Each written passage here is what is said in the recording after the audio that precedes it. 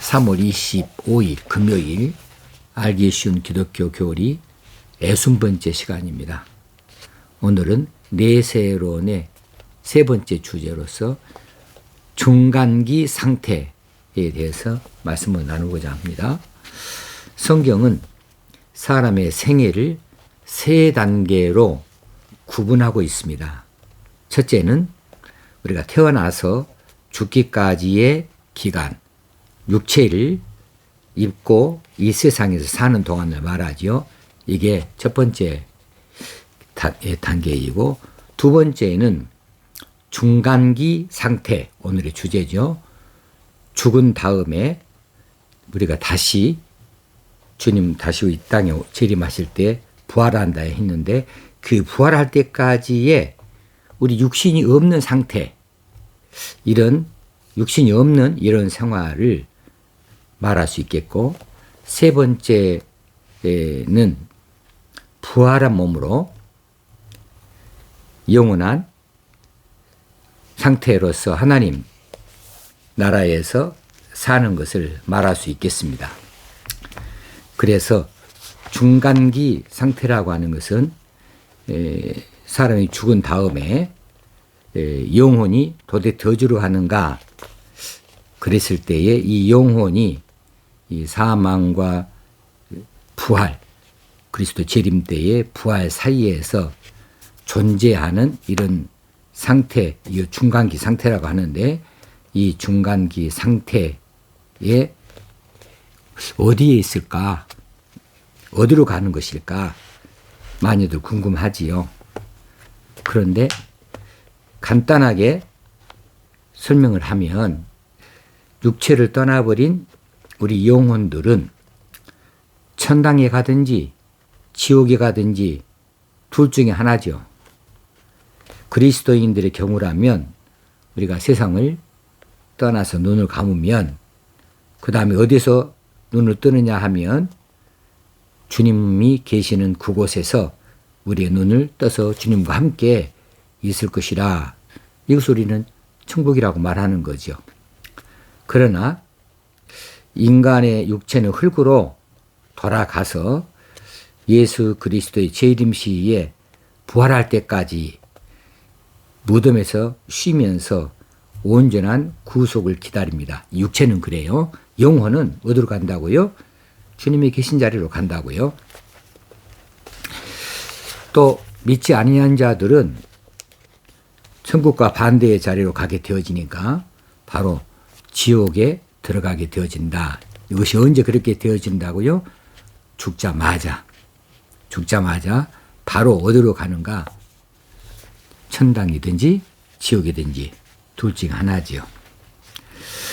빌립보서 1장 23절에 보면 바울의 고백이 나오지요.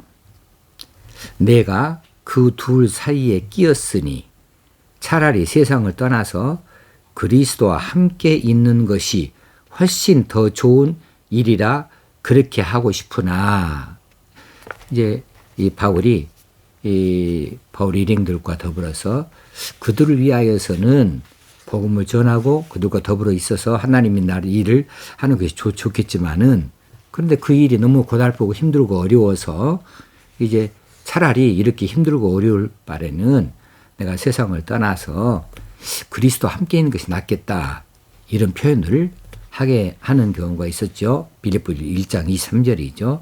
그래서 내가 그 둘 사이에 끼었으니, 이 둘이 그거죠. 육신의 사망과 그리고 또 하나님 나라에서 눈을 뜨게 되어지는 영원한 상태, 그 사이에서의 중간기를 바울이 말하고 있다 생각할 수 있겠습니다.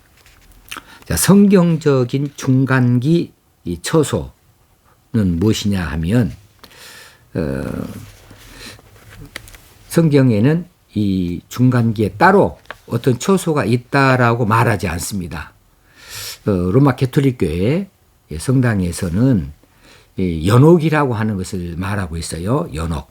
그 천당도 천당도 아니고 지옥도 아니고 중간지대 이 연옥설을 이야기하는데, 그런데 성경에서는 아무리 봐도 그 연옥에 관한 이야기는 없거든요.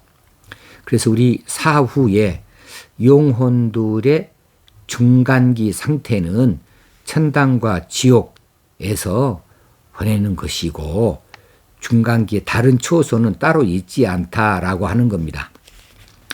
자, 의인, 예수 믿는 자들, 의롭게 되어진 자들, 혹시는 악인, 죄를 청산하지 못하고 있는 자들이 다 죽은 후에 즉시 어디로 간다고요? 의인은 영생의 자리로, 악인은 영벌의 장소로 간다. 다른 장소가 따로 있지 아니하다. 직행한다 이 말입니다.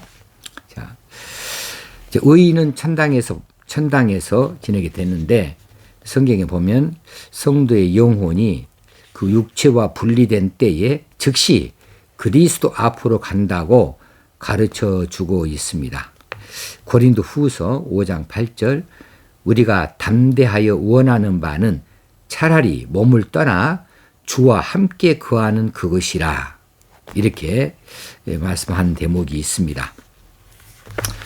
또 이 성경에 보면은 낙원 누가복음에 이제 낙원이라는 이야기가 나오고 또 아브라함의 품이라고 하는 이야기도 나오고 또 셋째 하늘이라고 하는 말도 나오는데 이 말들은 다 천국을 나타내 주고 있는 용어들이지요.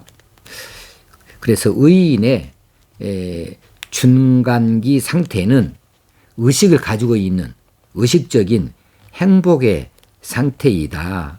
뭐 그 안에 잠들어 있는 것도 아니고 그 안에 아무런 그 흔적도 없는 이런 상태로 있는 것이 아니라 의인은 이 땅에서의 생명이 다하게 되어지면 바로 어디로 가는가? 이제 의인의 경우에는 아브라함의 품이라고 말하는데 혹시는 셋째 하늘이라고 말하는데 혹시는 낙원이라고 말하는데 다 천국을 말하는데 주님이 계신 그곳에 가서 주님과 함께 있게 될 것이다 라고 말하는 겁니다. 자, 여기서 안식을 드린다. 안식이라고 하는 것을 우리가 어떤 경우에는 전혀 활동도 하지 아니하고 편하게 들어 누워서 쉬고 있는 이런 상태를 생각할 수도 있겠는데 그런 것이 결코 아니고 그동안에 수고하고 애썼고 한 일들에 대한 보상으로서 자신의 노력에 만족하고 그 성취의 기쁨을 만끽하는 바로 그런 상태를 말하는 거지요. 또한 모든 악이나 시험이나 어떤 공격이나 세상의 유혹으로부터 자유하게 되어주고 해방되어져 있는 그래서 무엇도 경계할 것이 없어요. 무엇도 두려워할 것이 없어요. 그런 상태를 안식이다 이렇게 말할 수 있겠습니다. 계시록 14장 13절에 보면 기록하라 지금 이후로 주 안에서 죽는 자들은 복이 있도다 하심에 성령이 이르시되 그러하다 그들이 수고를 그치고 쉬리니 이게 안식이죠. 이는 그들의 행한 일이 따름이라 하신지라 이렇게 말씀해 주고 계십니다. 자, 악인들은 어디에 가는가? 죽은 다음에 즉각적으로 지옥으로 간다 하는 이야기죠. 즉시 영벌의 처소인 지옥으로 들어간다. 누가복음 16장에 나오는 부자와 나사로의 비유는 그 좋은 예라고 볼 수 있겠습니다. 시편 9편 17절에 보면 악인이 스월로 돌아가며 하나님을 잊어버린 모든 이방 나라들이 그리하리로다. 여기서 스월이라고 하는 말은 히브리어입니다.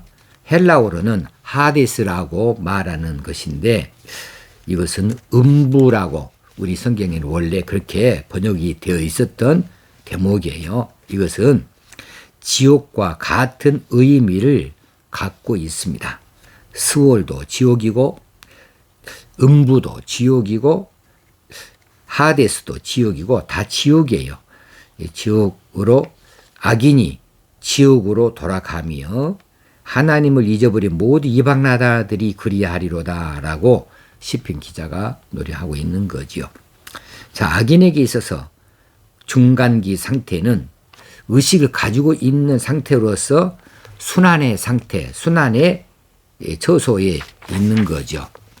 그래서 음부에서 고통 중에 지내게 되어지고 불꽃 가운데에서 전혀 이전에 현세에서 경험해 보지 못한 이런 고통 순환을 겪게 되어지는 겁니다. 마가복음 9장 48절 49절에 보면은 바로 그런 대목이 있지요. 거기에서는 구더기도 죽지 않고 불도 꺼지지 아니하느니라. 사람마다 불로써 소금 치듯 함을 받으리라. 얼마나 소금이 불이 올리면 톡톡톡톡 튀고 그렇죠. 그런데 그 불이 결코 꺼지는 법이 없는 그런 불못이라고 하는 것이지요. 그래서 영원한 불못이라게 말하고 있습니다.